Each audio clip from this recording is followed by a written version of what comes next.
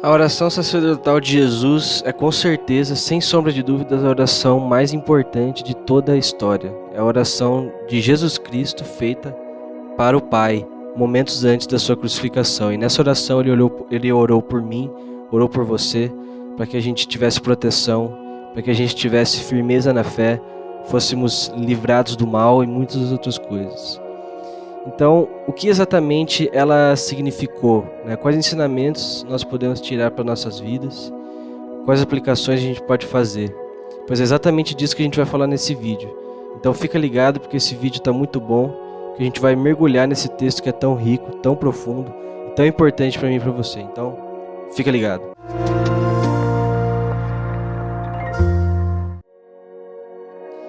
Fala pessoal, bem-vindos a mais um vídeo aqui da casa. Se você não é inscrito, por favor, se inscreve no canal, porque isso ajuda muito esse canal a crescer e essa mensagem chegar para mais pessoas. Curta e compartilhe o vídeo para a gente levar a mensagem para o maior número de pessoas possível. E depois comenta aqui embaixo o que você achou, se você tem algum comentário, alguma adição para fazer, beleza? Então, dito isso, sem mais delongas, bora pro vídeo. Para começar esse estudo, vamos começar lendo o texto, pessoal. Tendo Jesus falado essas coisas, levantou os olhos ao céu e disse: Pai, é chegada a hora, glorifica teu Filho para que o Filho te glorifique a ti. Assim como lhe conferiste autoridade sobre toda a carne, a fim de que ele conceda a vida eterna a todos os que lhe deste. E a vida eterna é esta, que te conheçam a ti, o único Deus verdadeiro, e a Jesus Cristo a quem enviaste. Eu te glorifiquei na terra, consumando a obra que me confiaste para fazer. E agora glorifica-me, ó Pai, contigo mesmo, com a obra que eu tive junto de ti antes que houvesse mundo. Manifestei o teu nome aos homens que me deste do mundo. Eram teus, tu nos confiaste, e eles têm guardado a tua palavra. Agora eles reconhecem que todas as coisas que me tens dado provêm de ti, porque eu lhes tenho transmitido as palavras que me deste, e eles as receberam e verdadeiramente conheceram que saí de ti e creram que tu me enviaste. É por eles que eu rogo, não rogo pelo mundo, mas por aqueles que me deste, porque são teus. Ora, todas as minhas coisas são tuas, e as tuas coisas são minhas, e neles eu sou glorificado. Já não estou no mundo, mas eles continuam no mundo, ao passo que eu vou para junto de ti. Pai Santo, guarda-os em teu nome que me deste, para que eles sejam um, assim como nós. Quando eu estava com eles, guardava-os no teu nome, que me deste, e protegi-os, e nenhum deles se perdeu, exceto o filho da perdição, para que se cumprisse a Escritura. Mas agora vou para junto de ti, e isto falo no mundo, para que eles tenham o meu gozo completo em si mesmos. Eu lhes tenho dado a tua palavra, e o mundo os odiou, porque eles não são do mundo, como eu não sou. Não peço que os tires do mundo, e sim que os guardes do mal. Eles não são do mundo, como também eu não sou. Santifica-os na verdade, a tua palavra é a verdade. Assim como tu me enviaste ao mundo, também eu os enviei ao mundo. E a favor deles eu me santifico a mim mesmo, para que eles também sejam santificados na verdade. Não rogo somente por estes, mas também por aqueles que vierem a crer em mim por intermédio da tua palavra, a fim de que todos sejam um, e como és tu, ó Pai, em mim e eu em ti, também sejam eles em nós, para que o mundo creia que tu me enviaste. Eu lhes tenho transmitido a glória que me tens dado, para que sejam um como nós o somos. Eu neles e tu em mim, a fim de que sejam aperfeiçoados na unidade, para que o mundo conheça que tu me enviaste e os amaste, como também amaste a mim. Pai, a minha vontade é que onde eu estou, estejam também comigo os que me deste, para que vejam a minha glória que conferiste, porque me amaste antes da fundação do mundo. Pai justo, o mundo não te conheceu. Eu, porém, te conheci, e também estes compreenderam que tu me enviaste. Eu lhes fiz conhecer o teu nome e ainda o farei conhecer, a fim de que o amor com que me amaste esteja neles, e eu neles esteja. Amém. Galera, fazendo uma introdução aqui, qual o contexto dessa oração? Jesus estava perto da sua crucificação, né? Logo após o término da oração, já chega Judas Iscariotes com os guardas para levar Jesus para ser crucificado. E muito provavelmente essa oração foi feita junto com os discípulos. A Bíblia não é clara, mas provavelmente os discípulos estavam ouvindo essa oração. Jesus orou com os discípulos ali, né? E é a última coisa que o apóstolo João relata antes de ele ser pego pelos guardas, né? O livro de João, pessoal, lembrando, tem como propósito apresentar a Cristo como Deus. Por isso que ele relata, João foi bem seletivo com relação ao que ele ia colocar, porque o propósito era apresentar a Cristo como Deus. E nessa oração, Jesus se dirige ao Pai como sendo filho dele, como sendo igual ao Pai, como estando unido, completamente unido ao Pai. Então isso prova, isso mostra como Jesus era o próprio Deus, é o próprio Deus. E essa oração é dirigida especificamente aos eleitos. Nós podemos ver isso no versículo 9, né? E ele orou pedindo livramento do maligno, para que tenhamos união e santidade, né? Jesus orou para os eleitos até aquele momento e também para os futuros eleitos, para as pessoas que viriam a crer nos anos vindouros. Por exemplo, eu e você, né? Perceba que Jesus não pede bênçãos materiais, mas riquezas. Aliás, ele não pede bênçãos materiais e nem riquezas, mas ele pede bênçãos espirituais, o que é muito melhor. Eu dividi esse estudo, pessoal, em 3 pontos, né? A salvação, santidade e unidade. Então vamos lá ver o primeiro ponto, salvação. No versículo 1, Jesus fala da sua crucificação. E pessoal, a cruz foi a maior vitória da história da humanidade. A maior vitória, o maior triunfo que já aconteceu na história da humanidade foi a morte e a ressurreição de Cristo. Porque, pessoal, naquele momento, a cabeça da serpente foi pisoteada, né? Com o triunfo de Cristo, foi o triunfo de Cristo, e em nenhum momento da história o Pai foi mais glorificado do que esse. E por que isso, pessoal? Porque o diabo tem prazer na nossa condenação.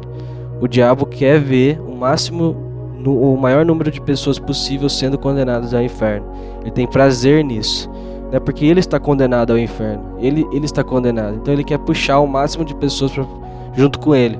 E naquele momento, Jesus salvou pessoas. Jesus cancelou o escrito de dívida que nos era contrário, que era contrário à raça humana. Por causa daquele evento, o povo de Deus foi salvo. Os eleitos foram salvos. Então isso foi uma grande derrota. Foi a derrota sumária, foi a derrota final para Satanás, né? A Bíblia fala que Satanás gostaria de enganar, se possível, até mesmo os eleitos. E para pensar um pouco, o diabo tentou até mesmo o próprio Senhor Jesus Cristo, em tamanha soberba, tamanha prepotência de Satanás. Então o diabo quer arrastar o máximo número de pessoas possível para o inferno. Naquele momento, a cruz foi a salvação. Foi Jesus cancelando o escrito de dívida, que nos era contrário, né?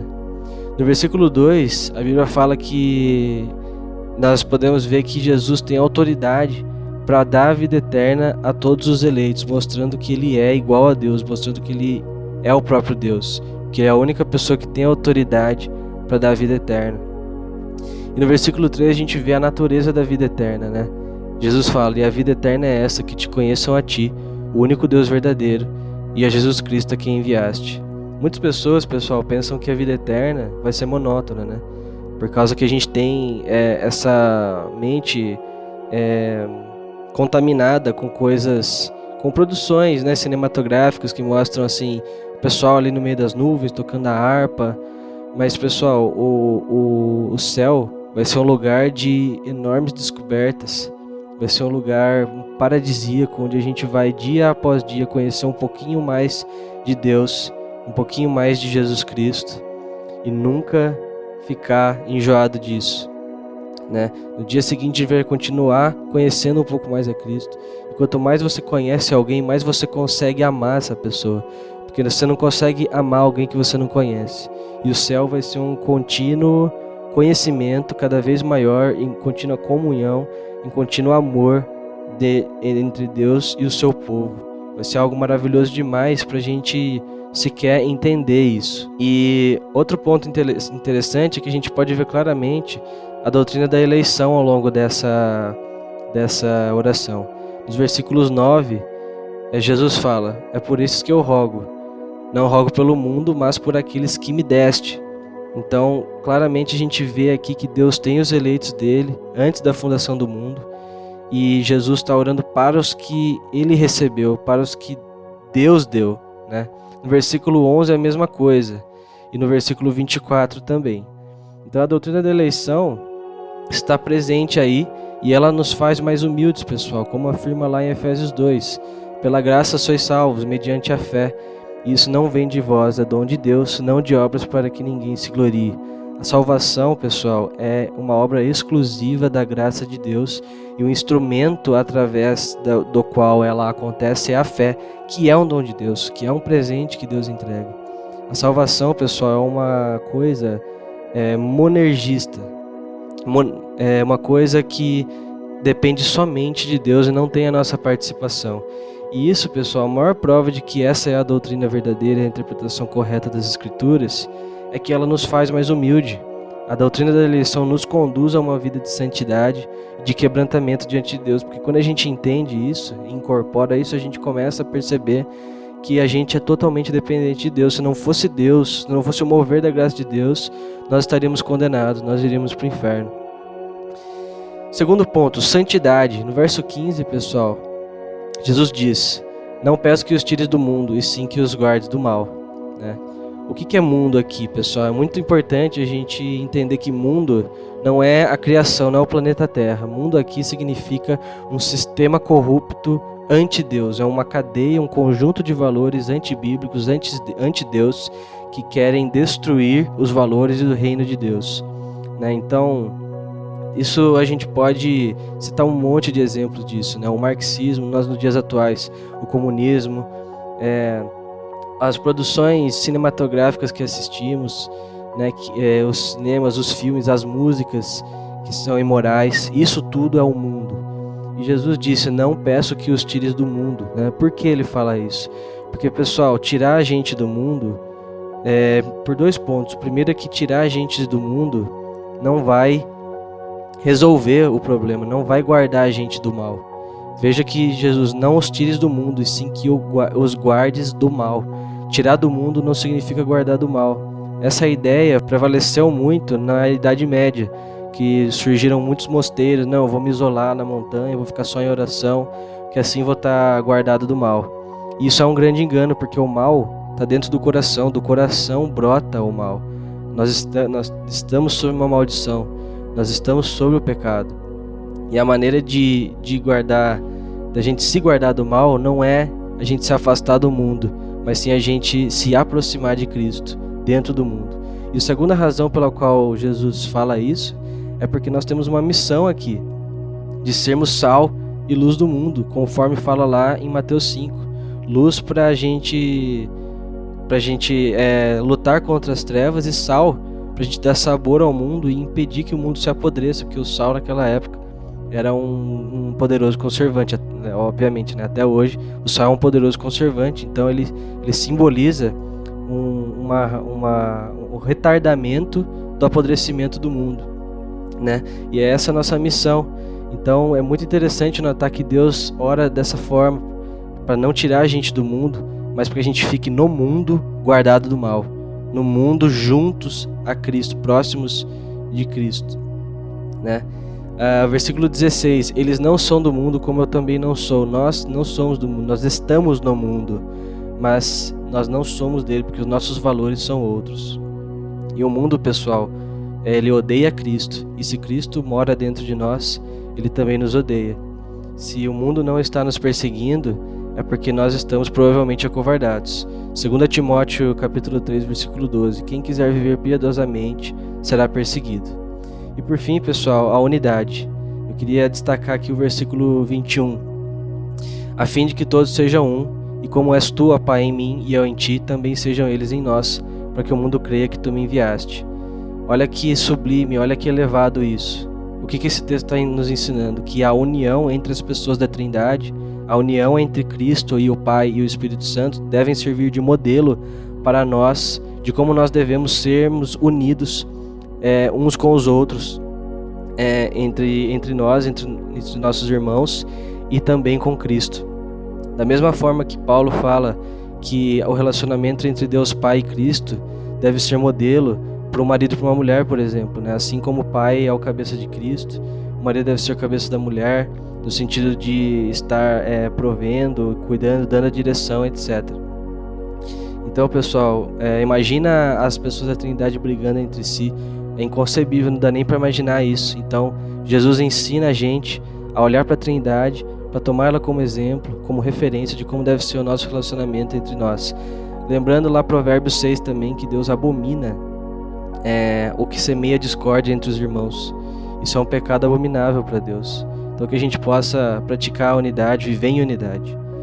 E por fim, Deus encerra a oração dizendo que Ele nos ama tanto, que o amor dele para conosco é o mesmo amor de Deus Pai para com Ele.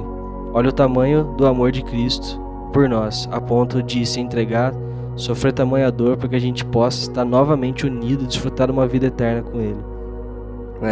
Ele termina afirmando que o amor com que Ele nos ama é o mesmo que o Pai amou o Filho. E essa é a vida eterna, relacionamento e comunhão com Deus para sempre. Pessoal, todo mundo tem um sentimento de órfão, não sei se você percebeu, mas parece que nada sacia o nosso coração.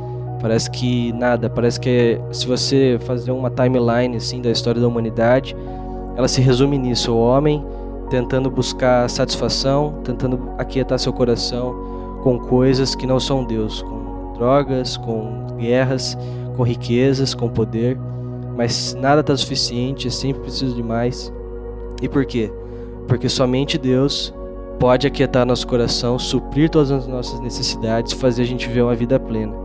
Então eu te convido, meu irmão, te convido, você que está assistindo esse vídeo, que está em conflito no seu coração, a aceitar a Cristo, a se entregar a Ele, a reconhecê-lo como o único e suficiente Salvador e ser salvo hoje. Não deixe para depois, não deixe para amanhã o que possa ser feito hoje.